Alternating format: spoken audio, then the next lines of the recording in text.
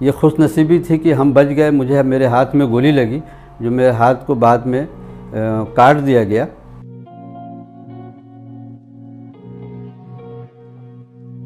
मेरा नाम अमीर हसन है। मेरे वालिद का नाम मेहदी हसन है। मैं सन 1971 की जंग में मैं छोटा था। मेरे वालिद साहब आर्मी में थे और बहनोई साहब ईपीआर के अंदर थे। दोनों चिटागांग में शहीद हुए।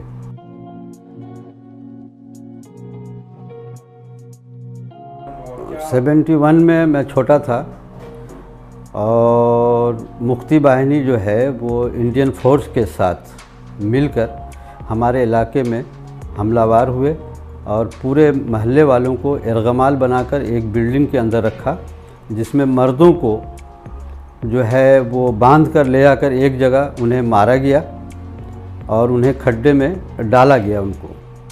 और औरतों को और हम 15 साल, 14 साल, 12 साल, 10 साल के जो बच्चे थे उनको उसी बिल्डिंग में रखा गया। और रात के वक्त जो है मुक्ति बाहिनी और इंडियन फोर्स शाम मगरिब के बाद तकरीबन 7-8 बजे के दौरान इन्होंने फायरिंग शुरू की और ये फायरिंग रात भर होती रही। उसमें जो लोग थे बच गए।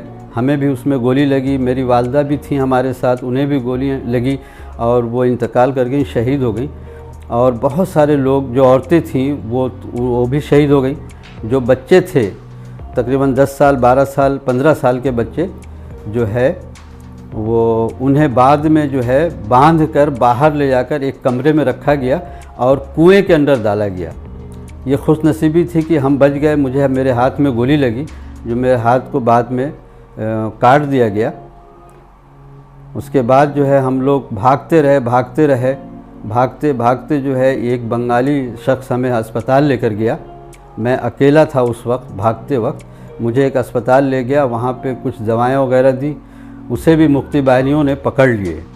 पकड़ने के बाद उसे भी जोर तो कब किया और करने के बाद जो है उसने कहा कि इसको छोड़ो, इसको हम ले जाएंगे। लेकिन उन लोगों ने हमें बचा के जो है वहाँ से फिर हमें निकाला।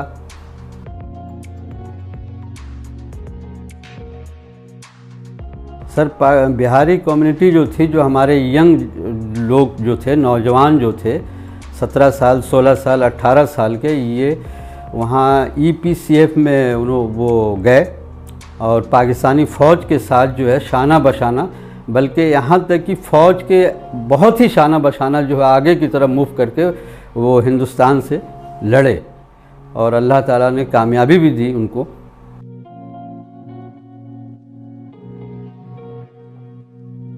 बिहारी पे जो है मुक्ति बाहिनी और इंडियन फोर्स दोनों मिलकर ये महल्लेवार हमलावर होते थे। उनको गोलियां मारते थे, उनको कत्ल व गारत करके घरों को आग लगा दिया करते थे। ये उनका किरदार था।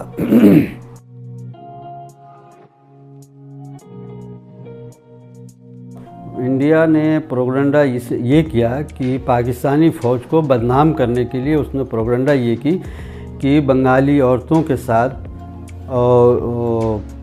रेप केस किए और उन पे जुल्म किए। हालांकि हमारी फ़ौज थोड़ी तादाद में वहाँ थी और हमारी दफ़ा कर रही थी, वो दिफा में लगी हुई थी। ये सारे जो है प्रोपेगेंडा हिंदुस्तान ने किया और हिंदुस्तान ने रेप केस किया और बंगालियों पे, जो आम बंगाली थे, उन पे हिंदुस्तानी फ़ौज ने जुल्म की।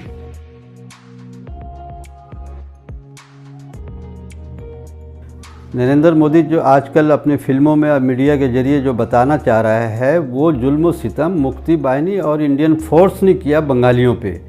अब वो उल्टा जो है वो पाकिस्तानी फ़ौज को बदनाम कर रहा है। हालांकि ऐसा नहीं है। जो भी जुल्म सितम हुए वो इंडियन फोर्स ने ही किए हैं। बड़ी तादाद में वो आए थे मुक्ति बाहिनियों के साथ। मुक्ति बाहिनियों को ट्रेनिंग भी दी उन्होंने। ट्रेनिंग देने के बाद ये जुल्म सितम उसने करवाई है।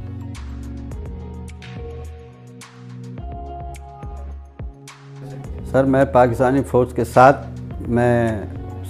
हूँ। हम पहले भी थे, आज भी हैं, इंशाल्लाह मरते दम तक साथ रहेंगे। हर बुरे वक्त में इनके साथ, कड़े वक्त में साथ रहेंगे।